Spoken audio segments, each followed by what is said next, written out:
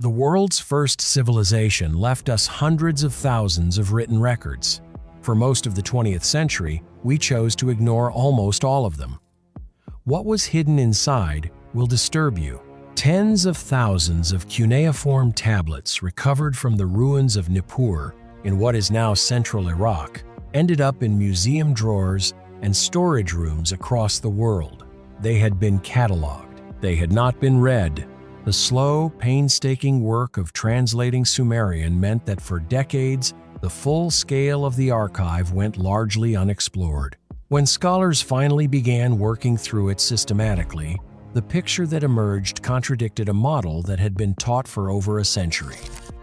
Sumer was supposed to be the first civilization rigid, theocratic, organized around temple economies that consumed individual identity entirely. Kings ruled, priests mediated, scribes counted barley.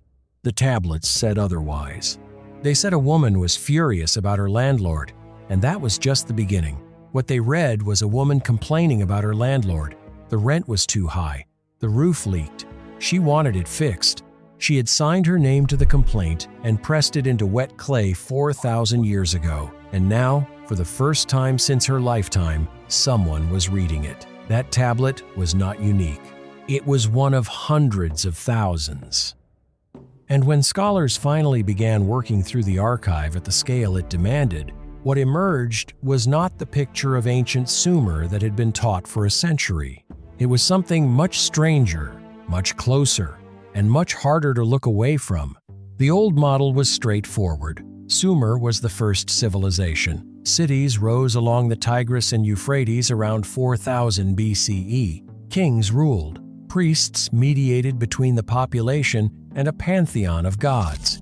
Scribes recorded taxes. Life was harsh, agricultural, and organized around temple economies that swallowed almost all individual identity. It was the reasonable model. It was built on the monumental evidence that survived best: temple ruins, royal inscriptions, king lists, votive statues.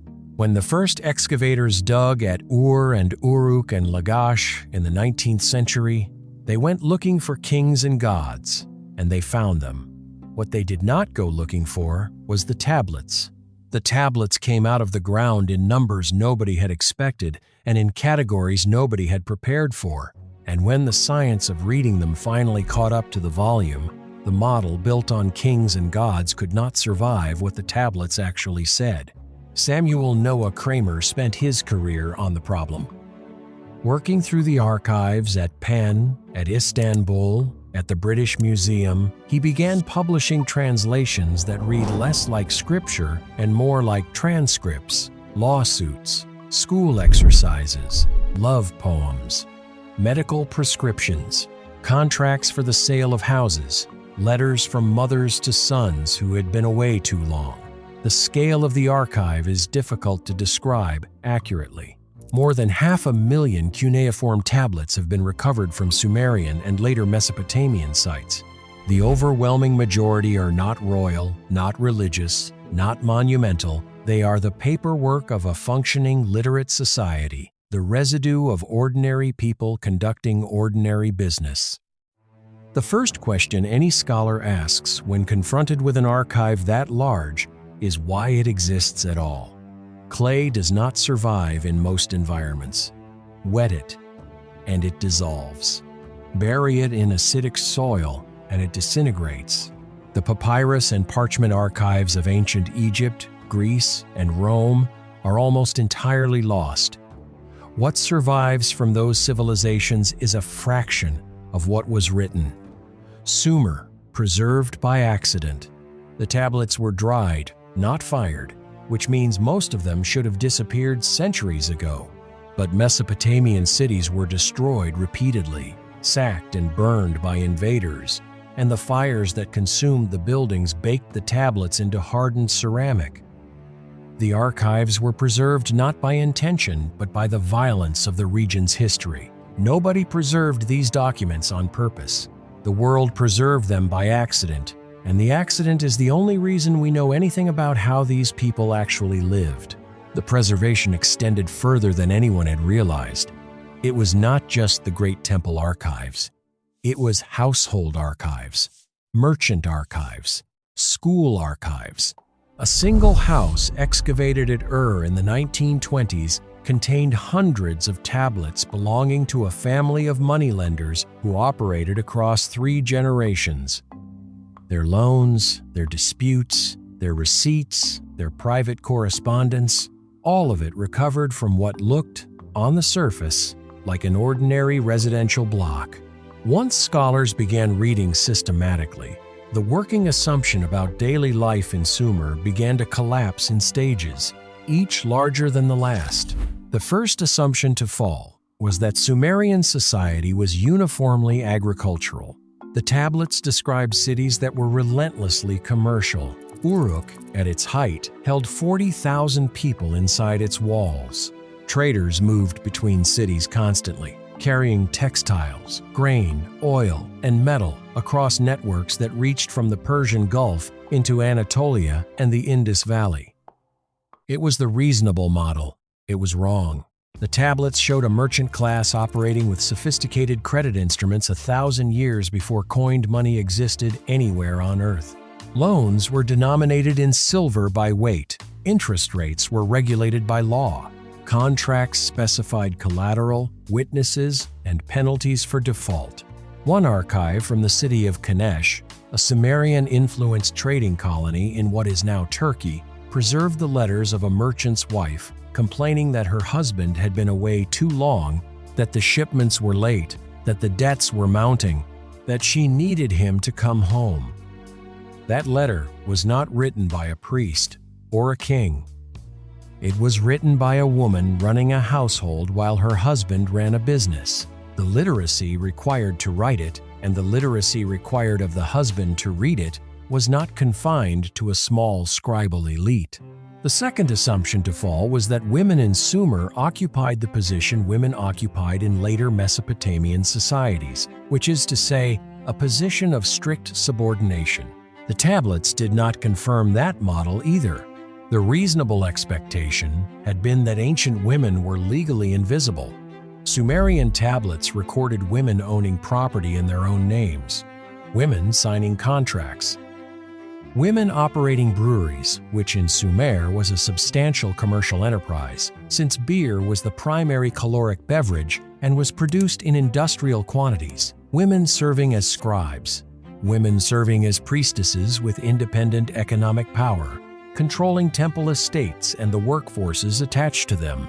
The most famous of them was Enheduanna, daughter of Sargon of Akkad, who ruled the temple of the moon god at Ur in the 23rd century BCE and composed hymns that survive under her name. She is the earliest author in human history whose name we know. She was a woman. She signed her work. The question that immediately arises is whether the tablets can be trusted on this. Cuneiform is not an easy script. It is logosyllabic, meaning individual signs can represent whole words, syllables, or grammatical markers, and the same sign can carry different values depending on context. Early translations of Sumerian in the 19th century were, in retrospect, wildly speculative. The self-defense has been methodological. Modern Assyriology cross-references texts against each other, uses parallel Akkadian translations produced by the Sumerians' own successors, and treats individual readings as provisional until multiple independent tablets confirm the same vocabulary and grammar. When a tablet says a woman owned a field, the reading is confirmed by dozens of other tablets using the same formula, the same legal language, the same witnessing structure. The reading is not fragile. It is one of the most heavily corroborated bodies of evidence about any ancient society. The third assumption to fall was about education. The reasonable expectation had been that literacy in Sumer was a specialized craft, confined to a small professional class of temple scribes trained in secretive institutions. What the tablets described was something closer to a school system. The Sumerian word for it was eduba, the tablet house. Excavations at Nippur and uncovered the physical buildings, complete with benches, storage rooms for clay, and stacks of student exercises. The exercises themselves survived in enormous numbers. Sign lists, vocabulary drills, model contracts, practice hymns copied and recopied until the student's hand became steady. The tablets also preserved something more human than curriculum, a genre scholars call the school compositions, recorded scenes from the classroom itself. A student arrives late and is beaten. A student's Sumerian is poor and he is mocked. A father lectures his son on the consequences of failing his studies, promising him a life of manual labor if he does not apply himself. A student invites his teacher home for a meal, and the teacher, plied with food and drink and gifts, praises the boy's progress in language that reads as transparently transactional 4,000 years later as it did the day it was written. These are not fragments. They are scenes. They describe a world in which literacy was learned, tested, resented, and pursued with the same mixture of ambition and reluctance that describes education in any society since. The fourth assumption to fall was about medicine. The prevailing view had been that ancient medicine was essentially magical, a matter of incantations and offerings, with little practical content. The medical tablets described something more complicated. Prescriptions listed specific plants, minerals, and animal products combined in specific proportions and administered in specific ways. A skin condition might be treated with a compound of crushed turtle shell, salt, and river bitumen, applied externally after washing. Some of the compounds have been analyzed for pharmacological plausibility. Some of them would have worked, others would not. What the tablets recorded was not modern medicine, but it was not superstition either. It was empirical practice accumulated across centuries, mixed with ritual elements the practitioners saw no reason to separate from the physical treatment. The physicians had a title, Asu. They trained through apprenticeship. They kept records of cases. A tablet from the city of Nippur preserved a physician's manual organized by symptom, listing the observable signs of illness, followed by recommended treatments. It reads as a working document, not a theological text. Homo sapiens has not changed neurologically in 150,000 years. The physician mixing bitumen into a wound dressing 4,000 years ago was not operating a primitive brain. He was structurally identical to the physician who might examine the same wound today. Everything the tablets describe becomes less surprising once that fact is absorbed. They were running the same hardware. What they knew was different. What they were capable of knowing was not. The fifth assumption to fall was about law. The Code of Hammurabi is the famous document, but Hammurabi was Babylonian and worked centuries after the peak of Sumerian civilization. The Sumerian legal tradition predated him substantially. The Code of Ur-Nammu, dating to around 2100 BCE, is the oldest surviving legal code in human history, and it establishes principles that read as startlingly modern. Compensation for injury denominated in silver rather than mutilation, standards of evidence required for accusations, penalties for false witness, regulations governing the price of essential goods to prevent exploitation during shortages, a concept of the state as an arbiter between citizens rather than a naked expression of royal will. The court records preserved on tablets show the code being applied. Cases of theft, of divorce, of contested inheritance, of assault, of commercial fraud. Witnesses appeared. Testimony was recorded. Judgments were issued and enforced. One tablet records a murder trial. 3 men killed a temple official. The victim's widow was consulted about the sentence. 1. She argued for leniency. The court overruled her and executed the murderers anyway, reasoning that a widow's mercy could not override the state's interest in punishing the crime. The case was preserved because it established a precedent that other courts subsequently cited. The people conducting that trial were not primitive. They were operating a functioning legal system with case law, precedent, and appellate reasoning in the 21st century before Christ. The tablets did not describe a paradise. At approximately the point where the picture had become uncomfortably sympathetic, where the ancient Sumerians had begun to look like people running lives recognizable in almost every dimension, the archive delivered the evidence that complicated the portrait beyond repair.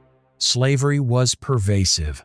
The same tablets that recorded women owning property recorded women being owned as property. The same commercial contracts that regulated the sale of grain regulated the sale of human beings. Prisoners of war, debtors who had defaulted, children sold by parents unable to feed them, individuals seized in raids on neighboring populations. All of them appear in the archives with the same bureaucratic dryness as any other transaction. The prices are recorded. The physical descriptions are recorded.